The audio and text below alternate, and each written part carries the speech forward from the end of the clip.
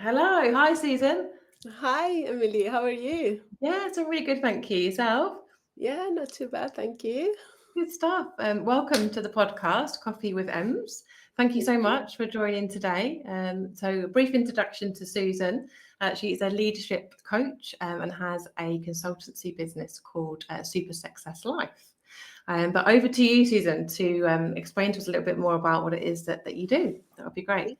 Perfect. Thank you so much. Thank you, Emily, for inviting me. Happy to be here. And yes, I'm Dr. Susan Izadkhasti. I am a leadership coach and consultant.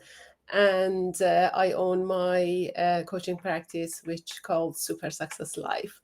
And I wear so many different hats. My main job is leadership coach and consultant, but I do work in other areas as well. I'm a trustee for Women Leaders UK and lead for the MK Innovate STEM Festival.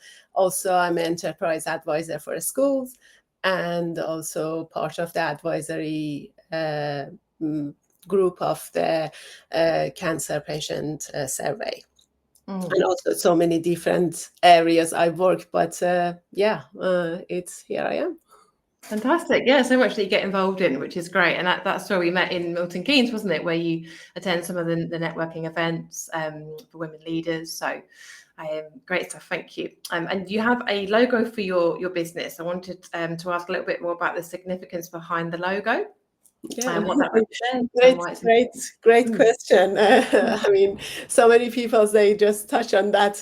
Why you choosing the bird and the big birds, and Yeah. um, I've been so many years in research development as a research development manager and leader in decades in corporate and worked for the big corporate American corporates and it's maybe sounds funny when I say I felt I am in the box and I'm limited in the big corporate, but I felt that way.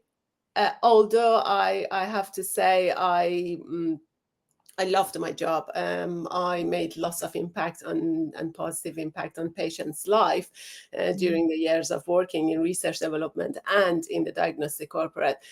But I always felt that human limitation, people around me, those fears, those limitations, they have their mindset, and also system and compliance always keep me um, in the box and small and not to fly big and do what I want and I'm really supposed to and I'm meant to and I'm in this world to do that and be my best and full potential. And the reason I always bring that metaphor, I'm a big bird with a big wing, and I wanted to fly higher, but I couldn't. And now with my coaching practice, I can do that, and I can help others as well. Those they want to have a big leap, those they want to go from great good to great and become excellent, and I Mm. help them and those organizations they want to flourish, and I help them to fly higher. Out of the box, yeah, spread the wings. I really like that metaphor, like you say, and because you've done that yourself, that really obviously helps with the coaching element of coaching others to do the same, Yes. which is fantastic. Okay, great stuff. So, what is your current focus, just to get an idea of perhaps like the type of clients and type of businesses that you're working with at the moment? I work with I work and develop leaders and their teams in predominantly in the organization with the STEM background, and the reason I come from the background of the scientific background, and I love that I work with the innovative companies, and I know the challenges they face, the operational challenges they have, and nowadays is even more because they have to do more with less resources. They have to deliver quicker. And we are in the very fast paced environment in STEM, and challenges they are very unique to that field. And I help them to tackle the new technologies, emerging technologies, and stay innovative, flourish, Mm. stay motivated, and perform better, as well as be prosperous. Excellent. Yeah, you understand those frustrations, I guess, from being in the environment yourself, and obviously you've got a number of contacts within those industries as well, which is great for your business. So, your coaching approach, how do you approach leadership coaching? Just to get an idea on your approach to the methods that you do. To explain a little bit about. Yeah. Sure. I mean, as I mentioned, there is so many challenges for leader to be an excellent leader, to be a leader, an effective leader, to everybody follows you to the end of the world and really love and do what you are supposed to, and your vision, and follow your vision. And for doing that, you need a lot of a strategic vision, communication, effectiveness, and all of those is come from within. I say 80% of the work is the internal work, and is mindset, working on our mindset, psychology, confidence, authenticity, self-compassion, and so many others. But that 80%, then when we done that work, when we are ready, when we managed ourselves, then we are ready to manage the task, manage people. And that 20% of doing is outside work. Unfortunately, most of us, we're doing the other way around. We do 80% work outside, Yeah. and we are surprised why it's not working, why we don't get the results. And we are so good, and most of those leaders, they are good. Most of those people I coach, they are good. It's just a little bit. They have to adjust their what is inside, or what is limiting them to have that big leap. And if we start from inside, then go outside is much easier, because outside world is out of our control. But what is in our control is inside world. And I'm creating the new package, which is called the Ultimate Leadership Boutique. And the reason I call it that, because the boutique is very personalized. It's very unique to the person, or to the organization, or to the team I work with. And is everything from inside. We're working on confidence, authenticity, you name it, presence, leadership presence. And when we work on all of those, then we look at the outlook. How do you show up then? Even a stylist, even the fashion, even the way you dress up, the way you talk, the way you show up, the way you show yourself, the presentation, the whole package of the looking at the media training, presentation, all of those. I had those training during the years, and I know how effective they are, and how can you bring out your real value and the person and your true essence you have outside. Bring the best of each person. Yeah, and that's how they deliver. I really like that approach. That sounds really interesting, the leadership boutique. But that sounds a lot about obviously making sure people are going to be open-minded to reflect. You know, that self-reflection. That must be. Do some people find that quite hard to do? You know, and perhaps don't even do that. And you have to go in and make them a little bit more aware that they need to self-reflect on themselves. Yeah, I mean, we do coaching. As a coach, I don't coach people that are not ready for coaching. Okay. And the reason is, when you are not ready, the impact is not going to be massive. You need to be ready. And I have, from my years of practice in my past life of doing practical philosophy in Oxford, I learned that, and there is a story of, we are all in nightmare, and we wake up to that nightmare when the pain is become unbearable. And when the pain is become unbearable and we wake up to the nightmare, we never go back to that nightmare. It's a start of the realization and wanting to know more and knowing ourselves more and doing more personal development is a start of the journey.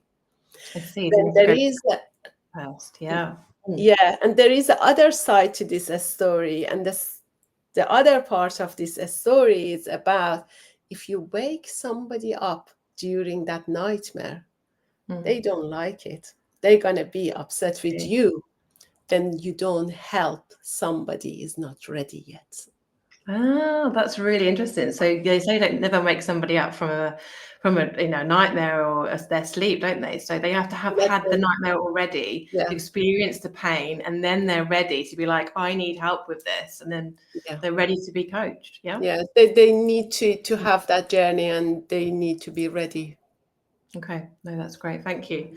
And currently with your clients, are there certain challenges that you have? So are there sort of common challenges perhaps within your clients and obstacles that they're facing?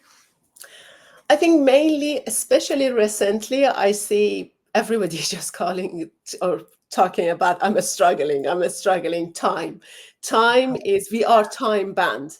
And it's quite interesting. Time is just a illusion, and it's just is not real. We are bound ourselves to the time, because if we are in the present moment and do what we do, there is no time. Time is a past or future.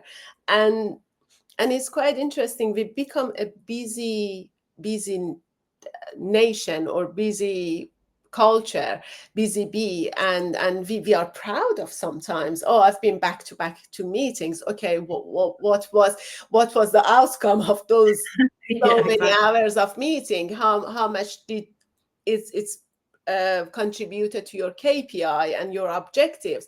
Oh, 10%, but what about that other 90%? Why you are there? Why you even wasting your time? And I think we don't have time to reflect. We don't give time to reflect. And that's what I chip in and come in to spending time on things that are not of no use, not getting that outcome, and then sort of like ditching some of those tasks perhaps, so that you're just doing what is actually making you more productive and effective. So that time management. And also all of those is make you stress, make you overwhelmed. And that's why we have so much burnout.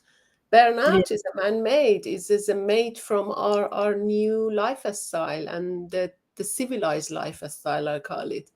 So that is the main challenge, and with time and people feeling like that overwhelm, like you say, of having too much to do and feeling like there's little time. So to best manage that. Okay, great, thank you. Okay, so you talked about obviously the prioritization of tasks and things as well. So when you break down obviously supporting someone with overwhelm, are there certain aspects to their day-to-day that you support with, whether that's sort of like prioritizing, sort of like other things as well?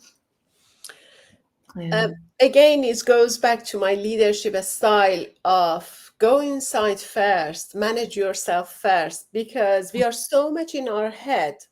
We don't have time to attend to the task in front of us or the person in front of us.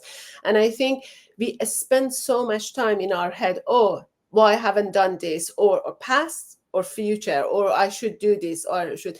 But if we just attend now, and I think it's a practice. Most people, they want to just get rid of thoughts. We are made of thoughts as a human. We cannot get rid of that. We can manage them. We can make sure not hang on to them, not to dwell on them, and not to create more dialogue for ourselves. We see somebody, for example, we say hello and doesn't answer us or doesn't smile at us, and we can create a loss of dialogue. Oh, what I have done, did I say anything? Did I say because yesterday I said that? And so many dialogues we can make. It's a loss of, isn't it? Like that stress that people are getting is they're in a dialogue where they're worrying about things, and then they're getting stressed about things, and they're thinking about things rather than actually, like I say, being present and doing the do rather than overthinking it. Yeah, And and what I do, I create a space for them. I don't do magic. Coaching is not magic. The magic they do, I help them to do that magic, to create that space in their head, to have time for do the task they have and the real job they have. I see. It's allowing And that time. that's, yeah. And Obviously, that's all is not, we can use a lot of spreadsheets and time management, and there is lots of software available, lots of tools available, but is that really helps? Until you don't work on yourself, none of them can be as effective as it should be. Yeah. No, that's great. Thank you. I mean, workplace stress is quite a topic, isn't it? And it is very much related to mental health. I see it, with mental health, obviously you've got anxiety, depression, but there's also stress, and that is like, a mental health condition, when you're overwhelmed and you're massively stressed out. Where you've worked within the NHS, you mentioned about how they address stress quite effectively. Is there any advice you could give perhaps to other businesses to make sure that they are managing, stress for their employees as best possible? Sure. I mean, working with NHS, it's quite rewarding, because they do a lot, and they just impact a lot of people's life and the whole country, really. And I really admire them, and I advocate for them. But unfortunately, stress is quite high in NHS at the moment as well. But managing the stress is good. We shouldn't forget. A little bit of stress Need is that. good. We need it as naturally we created by that. Having a little bit of stress is our survival instinct. It's just, if we didn't have it, we couldn't survive. We couldn't run from the lion, and we needed that. But unfortunately, in the civilized life we have, and the society we are today, it's become part of us. Stress has become like a normal, and it shouldn't be, and that much of the stress. And I always bring that metaphor of the bridge. Bridge can take certain way. If you put more than that, it's going to break. Human is like that as well. Our system is the same. It's like a bridge. If you put more and more and more, one day it's going to break, and it's going to be burnout. It's going to be mental health, and it's going to be more and more symptoms and problems create. Then we have to recognize the stress as early as possible. We see the sign. We feel sick. We feel, oh my God, in my stomach, I don't feel comfortable. We get headache. We get a lot of symptoms, and we know that, but we just put it under the carpet. We just ignore them, and it's become worse and worse. When we see the sign, we have to do something about it.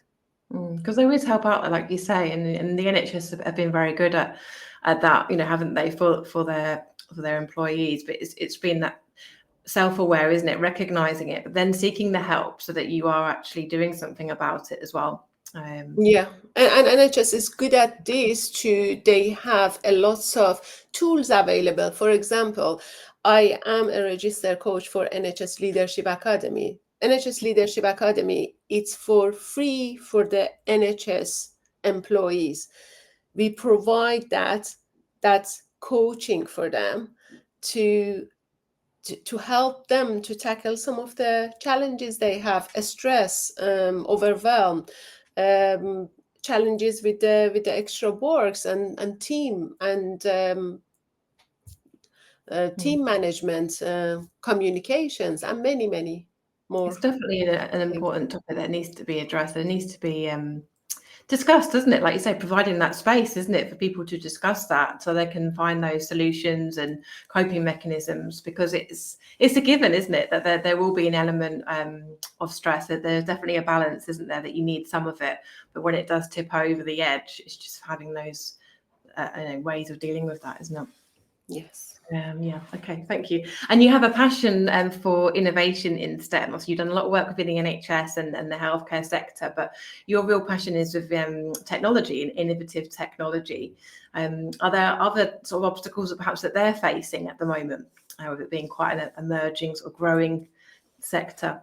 Yeah, I think all the organizations, they have quite similar challenges nowadays. As I mentioned before, they have to deliver more with the less resources. They have limited number of the team members and resources and budget to deliver more. They have to deliver quicker, but and lots of challenges with the people challenges, hybrid work, all of those new things, new requirements. I think it's leaders, they have quite a big task to deliver. Is a mammoth task, but is not impossible. It's possible to tackle those with the right actions, right personality, right habits and skills and tools they can create for themselves. But in a STEM field, science, technology, engineering, and maths, and medicine, it's a fast pace. It's changing so quicker than other industries. Why? Because the technology today is in use or is the fact, tomorrow can be totally dismissed or totally changed and replaced with something else. And because of that, you need to be agile. You need to be adaptable. You need to be quick to change and loving it. And also be able to cope with those quick changes and adapt and do better. I see, yeah. And again, is loving it is, for me, is the most important things, because it affects your well-being if you don't love what you do. Well-being, you enjoy what you're doing. But do you find that certain profiles, certain personality types are perhaps finding it easier with the change and the adaptability, whereas other profiles of people perhaps find it very, very difficult to adapt and to change? It's true, but change and adapting is a practice. I had so many change in my life. I was very young, came to this country. I changed everything. And I worked for different companies in different countries. I worked for a Belgian company. My office was in Toulouse. I worked for American company. I worked with French, Germans, Italians, Middle East, Africa, everywhere. And that's made me change. It's part of life. For me, Experience. change is so easy, but Yeah, you're used to. practice, because we all have some fears. We all have some back of our mind. Oh, it's unknown. It is something is we come out of our comfort zone, but it's become easier and easier if you do it more. The more you've done it, that practice, that goes back to where you're saying it all starts from within, doesn't it? So addressing the reason perhaps why people aren't changing or adapting or going out of their comfort zone, self-reflecting on that and then doing it, and getting practice of doing that, and it will just get easier over time. Yes. Okay, great, thank you. And there are some upcoming events, aren't there, in Milton Keynes, which is something I wanted to ask you about. The MK Innovates, isn't it, STEM Festival? Could you explain to us a little bit about the festival? Sure. MK Innovate STEM Festival is started from 2017 and is part of the Women Leaders UK program, one of the programs they provide. I joined in 2022 and I helped with the STEM festival that year. Then they invited me to become a trustee, and I become a trustee as well as lead for the MK Innovate STEM Festival because of my background in science. And I am so passionate and advocate for empowering young generation and bringing that opportunity for them, role modeling for them. If I could do that, they can do that as well. Especially Women Leaders UK have the mission to close the gender pay gap, as well as helping females and younger female to join the STEM career and STEM education. And that's in line with my values as well, and my passion for helping and doing that. I'm also an enterprise advisor for schools, and I'm doing some other works of the improving social mobility in that space, which is in line with what we do in the MK Innovate STEM Festival. Last year, MK Innovate STEM Festival was the biggest of the whole history of the MK Innovate STEM Festival. We had 2 days. The first day was Women in STEM, which is we advocate and role model and create that opportunity for women. Those they want to join STEM. And I would like to mention that, because most people, they say, oh, my education is not in STEM. And I'm saying, and I'm keep repeating myself, you don't need to be come from the STEM background to work for the STEM companies or companies that are in the field of the STEM.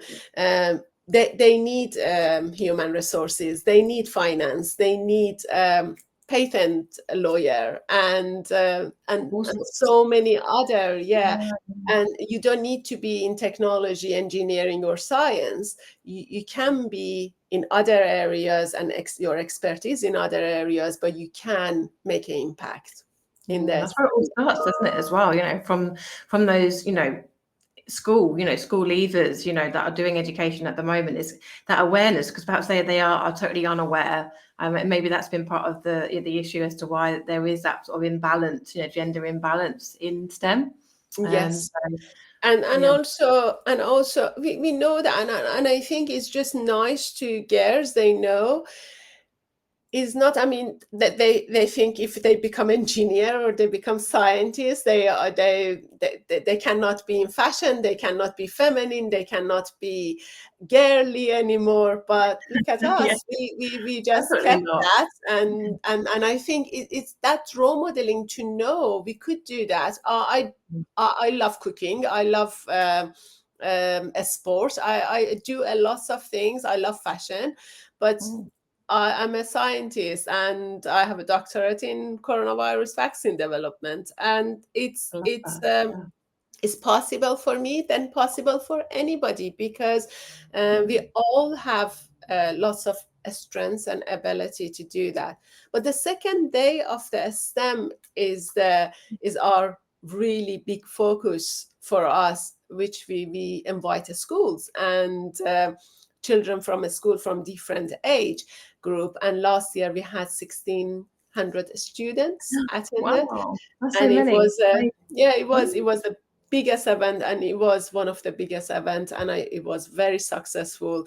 40 companies exhibit in that space of the Unity Place, Santander, and we had them as a headline sponsor, which is this year they are our headline sponsor again, and we are working with them to tackle this those challenges with the STEM, and hopefully future we have more people attracting and joining the STEM.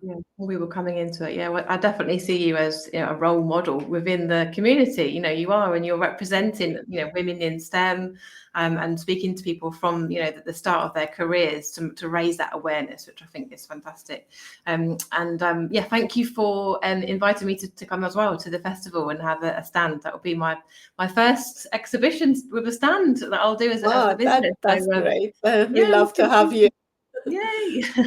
And just to tell us when it is, it's in October, isn't it? Just to share the details for anyone that wants to attend. It's 24th and 25th of October. The first day is Women in STEM, which we invite all the women. They would like to explore opportunities in the STEM area and talk to other female employees in the STEM companies. Because we encouraging companies to bring their female role model. And we are going to have lots of talks and panel speaking as we had last year, which is they are very useful and they are very good. And the second day is for schools, which is going to be great as last year. Can't wait. I'm sure. I'm really looking forward to it. Thank you. Brilliant. Well, thank you so much for joining the podcast today. Thank you for inviting me. You're very, very welcome. But yes, thank you so much. And I'll speak to you soon.